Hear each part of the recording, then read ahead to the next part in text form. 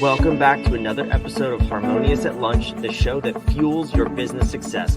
I'm Brandon Gano, your host and guide through the world of harmonious business growth. Today, we're unlocking powerful strategies with industry experts to help your business thrive. If you're a business owner, entrepreneur, or executive, you are in the right place. Join me and our incredible guests today on the journey to clarity, growth, and success. It is time to revolutionize your approach to business. Let's dive in with another episode of Harmonious at Lunch.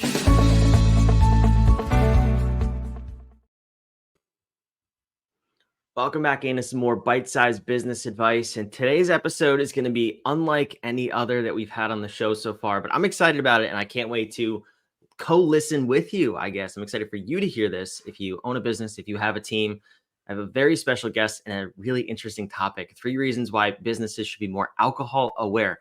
That's right. We're talking about alcohol in this show in a completely different context than I think you've ever heard before.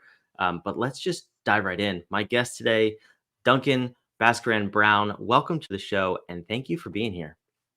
Oh, it's my absolute pleasure. I am really looking forward to getting into it. So like I kind of teased there, we are definitely not going to be promoting big alcohol brands on this show today, I don't think. There will be no sponsorships from Jack Daniels or Budweiser on this show. But this is an interesting topic, and it's one that I've kind of explored in my own personal life. Why don't you tell me what you mean when we say why businesses should be more alcohol aware? So I think everybody is obviously quite aware of alcohol. They've seen it, they've come across it. Yeah. We don't always have meaningful conversations about it. We often just sort of like make jokes about it, go to the pub, and then kind of forget about it. And I think that what that means is a lot of businesses, they just miss these kind of obvious points and these kind of like really interesting opportunities around helping their employees to be a little bit better, around helping their workforce become a little bit more diverse, and just generally helping people to celebrate a little bit more. So there are 2 very interesting statistics that I think might kind of shock some of your listeners. One is that in a recent survey, 42% of employees said that they actively did not want social occasions to revolve around alcohol. So when businesses organize social events, they actively did not want them to revolve around alcohol. That's 42% of employees. And it's as little as 20% that actually do want them to revolve around alcohol. But what do most business socials revolve around? Happy hour. Yeah. That's really interesting. So, I mean, if I'm no math wizard, but 42% actively don't want it. That means there's another 40% out there that you tell me, are they kind of in the middle? They could care less, or do those people kind of side towards the don't want it as well? Because I'm just thinking back to, events that I've been attending or helped plan or part of in some capacity. And it's always a very touchy topic, whether to have alcohol or access to a bar or not. So I'm curious, are we really talking 80-20 who don't want it or could kind of go either way? So 40% actively don't want it for one reason or another. And now approximately 20% of the people in America and the United Kingdom don't drink ever anyway. So they're not going to be that interested in it. And then there are a lot of other people who are, endeavoring to limit their intake. Conception, medication, driving, got a big report due tomorrow morning. The 20% that actually want it, well, I mean, you could make a very cogent argument that more than 20% of Americans and Brits have a problem with drinking. So that's them. And then the 40% in the middle are probably pretty indifferent to it. They don't particularly care one way or another. They're not going to be offended if you have it. They're not going to be offended if you don't have it. However, so if you're out to upset the smallest amount of people, then don't have it. Yeah, let's upset the 20%. It just seems easier. But okay, so I mean, I find this fascinating. Actually, I was not aware of those stats. So in these types of settings, those are obviously work events. I don't think that's the biggest issue around alcohol in the workplace. You can prove me wrong. I'm happy to be wrong on this one, but I'm curious about the the effectiveness of our team, of our employees, and of ourselves. Let's talk about. We talked about the NFL with the pronunciation of my last name prior to recording. Those games are held on Sundays. People get, intoxicated. They have a couple too many beers maybe on Sunday nights, and we roll into work Sunday morning. Well, the NFL is also on Monday night, and it's also on Thursday night. So 3 days a week, 3 mornings a week, we're rolling in after having maybe one too many beers at the pub. How is alcohol affecting our performance in the workplace? And of course, the huge irony of that is that the NFL is used massively to promote alcohol. I mean, Budweiser happen to be 2 of the top 10 Super Bowl advertisers. So, Bud and Bud Light purchase so much advertising between them. They take 2 of the top 10 slots. So, yeah, I mean, the NFL is massively used to promote alcohol. Now, let's think about those NFL players. Look, I know he's a bit of an acquired taste. You either love him or you hate him, don't you? But Tom Brady, 7 Super Bowls. You can't really argue with that, can you? No. Never drank a drop. Like totally and utterly sober the whole of his career. And more American football players now are turning away from drink, either completely in the regular season or just completely the whole time, because they value, their high performance, and high performance and alcohol are fundamentally incompatible. That goes for the sporting field, but it also goes for the business arena. So if we look at some statistics about what most people would consider moderate drinking, most people would consider 2 drinks moderate drinking. Yet 2 drinks is enough to reduce the effectiveness of your sleep by about 24%. So that's going to affect the deep sleep, that REM sleep, the bit where you lay down memories and really recharge and really reset your mind for the day. So it has an effect on your sleep. A couple of drinks is enough to increase your cortisol level by about 18%. And I'm sure your listeners are all smart enough to know that cortisol is the stress hormone. So if you're drinking alcohol to reduce your stress, I have some bad news for you. It does the exact opposite. It increases your stress. And incidentally, it does it at totally the wrong time of the day. The point of the day when you want your cortisol to be lowest is in the evening, which is, of course, when most people drink alcohol. I could go on, the effect on learning. So a couple of drinks is enough to actually reduce your ability to remember things the next day. Actually drinking 2 days after you've learned something will affect your recall of drinking it. It will reduce your brain size. Study came out recently, longitudinal study, 30 years, thousands of people in the UK. They found that people drinking 14 units there or thereabouts a week, that's probably 7 drinks. That's, realistically 1 a day. Maybe 3.5 on the weekend.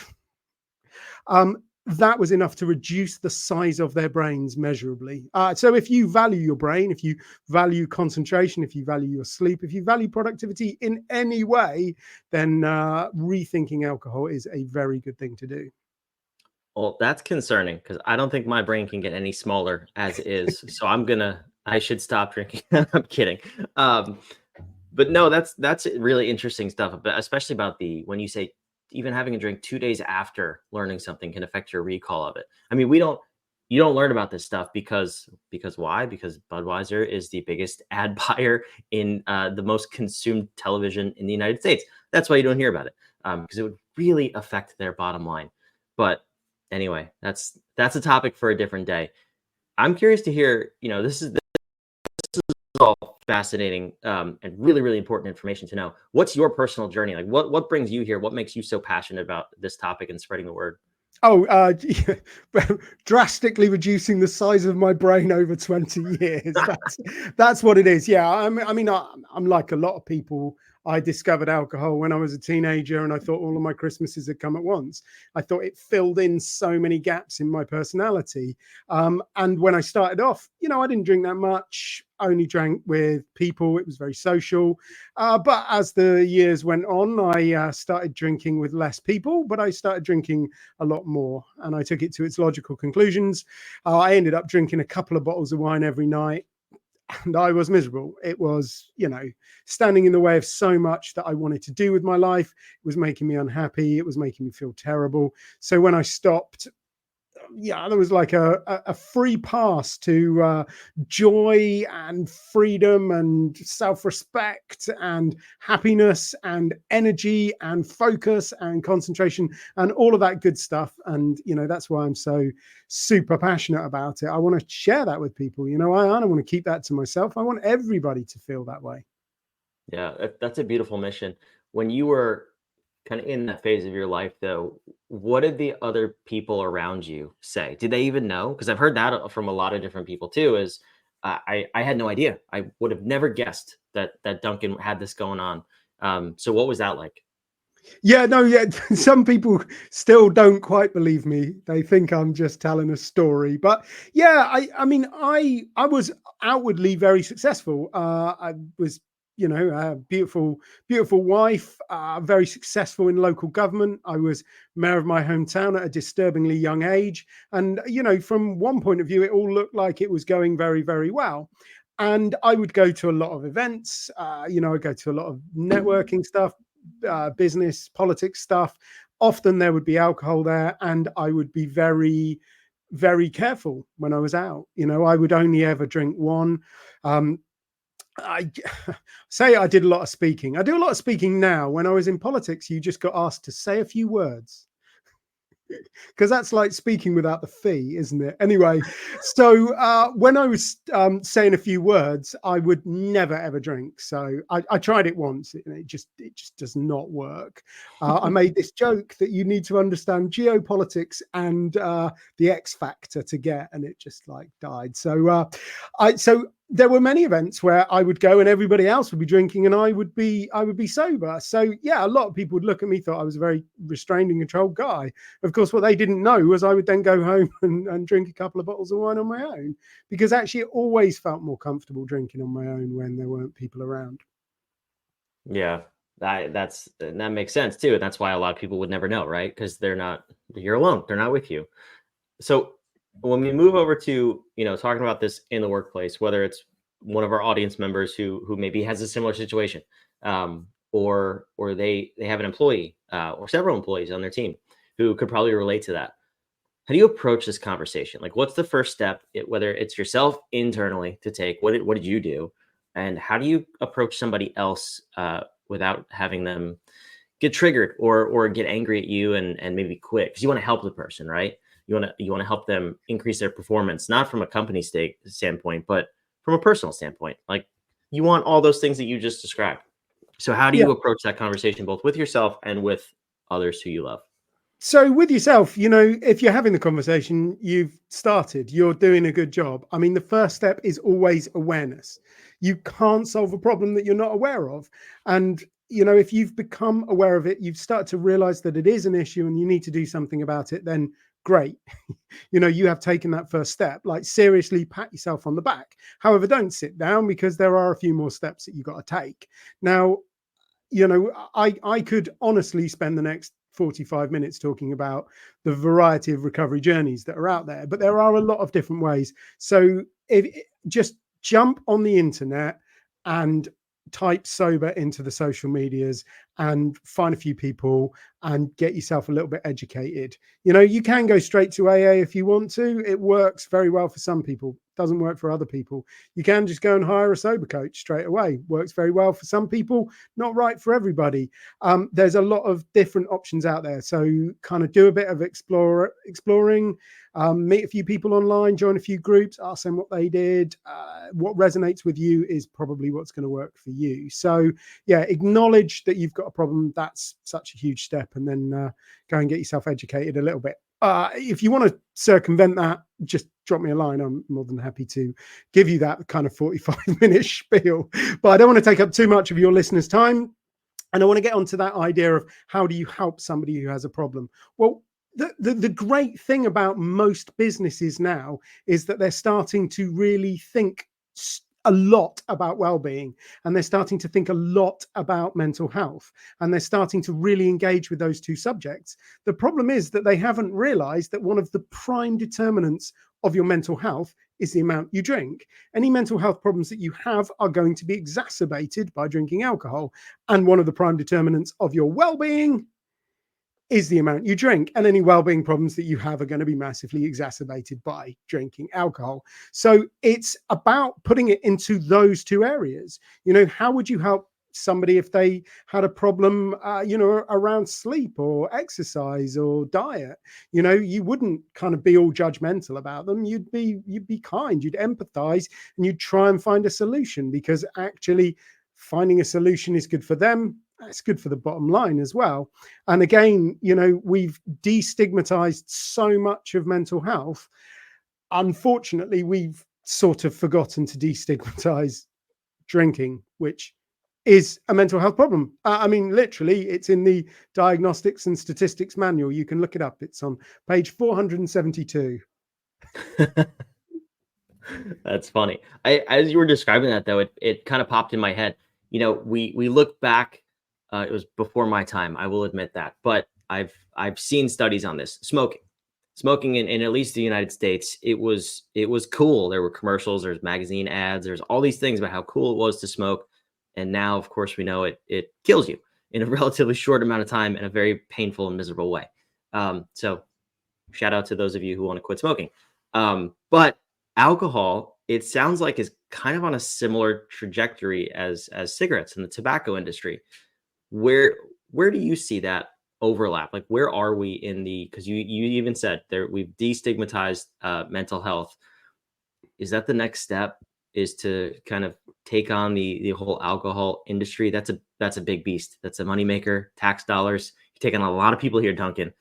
Yeah, What's next? I mean, the only thing that you really need to know about it being a big beast is that it is a big beast that costs us a lot of money. It does not contribute to the economy in any way, shape, or form. There are about 1 billion studies proving this. Like any country where the maths has ever been done, it has always come out that alcohol costs the economy at least 3 times what it generates in terms of tax dollars. In the UK, it's ridiculous the amount of money it costs in terms of healthcare, in terms of social care, in terms of policing. That alone does not cover the tax that alcohol provides. And that is not even to consider the amount of lost productivity.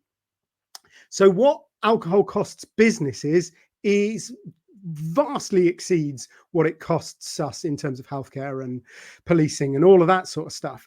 So you can look at the statistics in a lot of different ways. The most reputable studies, in my opinion, if you apply them to the 2023, it would have cost the American economy about 430 billion last year, simply in terms of lost productivity. That's bigger than Apple. Just to put that in context, that's how much alcohol costs the American economy. It's enormous. In fact, in the UK, in 2023, it worked out at about 53 billion, which is almost identical to the amount of money that every company paid in corporation tax in the whole of the UK. So yeah, look, I mean, alcohol is a tax on business, and that's what we need to start seeing, that it is not some kind of like pleasurable thing that you can do on the weekend. Because you know what? That was what people thought about smoking 40 years ago, and we need to kind of catch up with smoking. And I think smoking is such a fantastic example. I was thinking about this morning. I'm in reasonably good shape. I plan to be around for at least another 50 odd years. So in that time, smoking tobacco will be a thing of the past everywhere in the whole world. Nobody will be smoking tobacco anymore by then. It's becoming so much more of a thing of the past. We've still got a lot of work to do, but we're getting there. And that is a fight that will have been won in my lifetime. It will have gone from when I was born, 60% of the adult population smoking, to when I die, nobody smoking. So that's definitely a fight that we are winning. And a lot of people have put a lot of hard work into that. And that fills me full of joy and hope, because I think we can do exactly the same thing with alcohol. That is so cool. I love how you compare those two, and also kind of give us a time frame. I think I agree with you. I think smoking, definitely 100% agree, if not sooner. You see generation by generation, the lack of adoption of smoking. I know there's different, there's e-cigarettes and all these other things that are fundamentally the same. If you put smoke in your lungs, not good. It's math is math, right? But I see this with alcohol too. Younger generations are not drinking as much as their parents' generations or older generations before them. And I think you're right. And I think it's also encouraging for me as a human being, but also as a business owner and entrepreneur. This stuff, like you said, is costing us more than we're willing to accept. And I think if more people hear your story and your stats and just the sheer facts behind it, I think we'll open a lot more eyes. So Duncan, I can't thank you enough for being here. Where can the listeners go to learn more about you, maybe take the next step or share that next step with a friend? Well, look, I mean, never mind thanking me. I've got to thank you for giving me the opportunity. And I hope everybody can, go onto their favorite podcast channel and give you a 5-star review to help you spread the word and, all of the wonderful stuff that you're doing. Anyway, getting in touch with me is really, really easy if you can spell Bhaskaran Brown.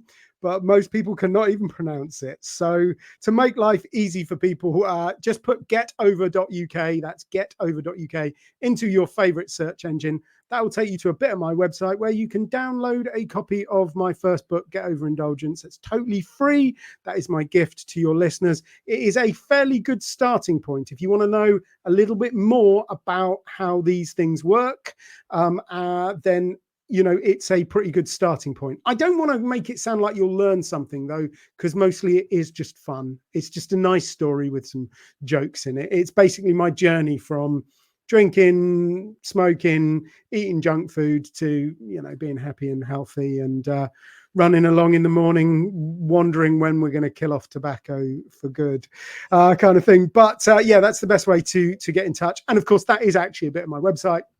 You can find out more about what I do, link with me on the socials. I do an awful lot on LinkedIn. So if you want to find out more about, alcohol and business, LinkedIn is where I hang out. Please feel free to connect with me. Ask me any questions. I could talk about this stuff all day long, but we're running out of time. So. Yeah, this is fantastic. We can't talk about it all day here. We got to get back to whatever we were doing before we started listening to this, but wherever you're listening or watching, if you're watching, it's on the screen. It's also in the show notes down below, wherever you're watching or listening, all of that info, Duncan's socials, the website, all that fun stuff. So go check it out. If this resonates with you, if you want to dig more into it, P.S. I encourage you to. That's just a personal note, is explore what this is costing you in your life and see if there's an opportunity for improvement there. But Duncan, I can't thank you enough for being on the show. This was fantastic. Thank you for bringing this topic to light. It's an absolute pleasure. Thank you for allowing me to rant about smoking and do some NFL references. So it's all good. It was a good time. And thank you for wherever you're watching and listening. Make sure you go subscribe. We want to have you back. We put out 5 episodes a week to help you build a more harmonious business and life. And we did both of those things in this episode for sure. So we'll see you on tomorrow's episode of Harmonious at Lunch. Thanks for being here.